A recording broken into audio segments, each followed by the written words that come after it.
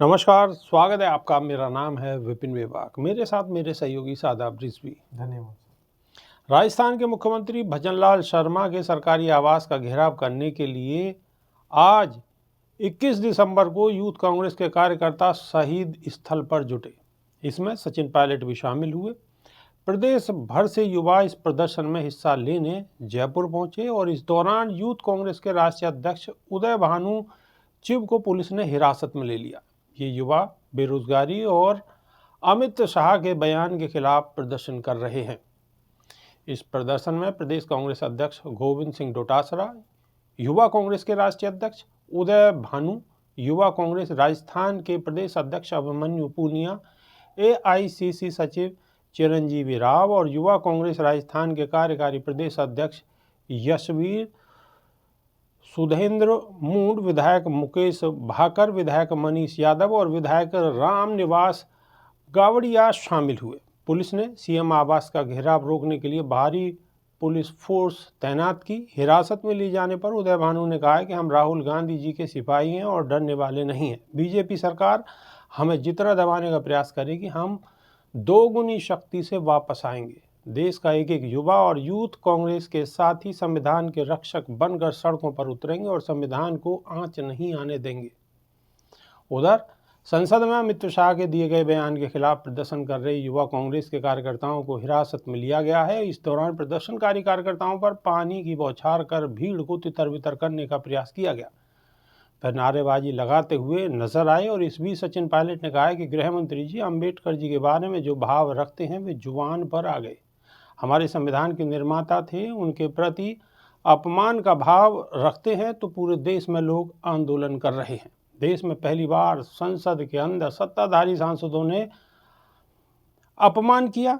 राहुल गांधी और मल्लिकार्जुन खड़गे को संसद में घुसने से रोका। गृह मंत्री जी के बयान से जो थू हुई है, उससे जान बचाने के लिए पूरा नाटक रचा गया है। शादाब रिजवी, बिल्कुल, देश के कोने कोने में हर प्रदेश में बाबा साहब को लेकर आंदोलन हो रहा है। गृह मंत्री का जो बयान था उसकी जितनी निंदा की जाए इतनी कम है और पूरे देश के अंदर हाहाकार है। क्या कहेंगे शादाब रिजवी? देखिए, आलोचना इसलिए हो रही है क्योंकि देश के अंदर मनुवादी लोग कम हैं, देश के अंदर अम्बेडकरवादी लोग ज्यादा हैं।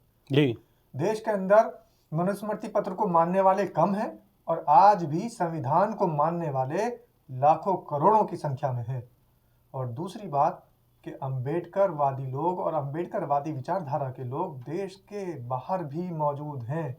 अभी जो ये आग, ये जो ज्वाला भड़क रही है और सब जगह हाहाकार मचा हुआ है, सब जगह विरोध प्रदर्शन चल रहा है, इस विरोध प्रदर्शन को बढ़ते बढ़ते एक दिन ऐसा भी आ जाएगा, यदि गृह मंत्री जी ने माफी नहीं मांगी तो ये विरोध प्रदर्शन भारत देश से निकल के बाहर विश्व स्तर का रूप ले लेगा।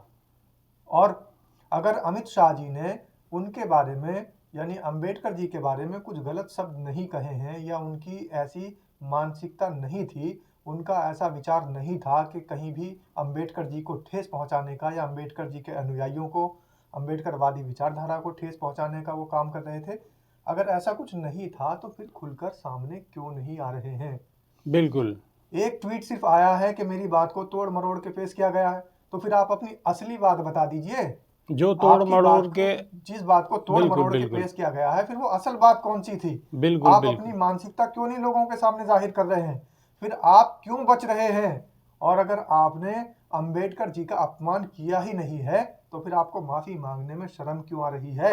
आप दो शब्द ये बोलकर भी माफी मांग सकते थे देश से कि मैं अंबेडकर जी का सम्मान करता हूं, मेरे हृदय में अंबेडकर जी का प्यार इसमें बना रहेगा, बना हुआ है और मरते दम तक अंबेडकरवादी रहूंगा। क्यों नहीं बोल रहे? कहीं ना कहीं आपकी नियत में खोट है। आप इसलिए नहीं बोल पा रहे हैं क्योंकि आप अंबेडकर विचारधारा से और अंबेडकरवादी होने से बचते हैं। अंबेडकर विचारधारा के आप पुरजोर उनके मुखालफत करने वाले लोग हैं और जो आपकी बात दिल में थी वो लबों पर आ गई।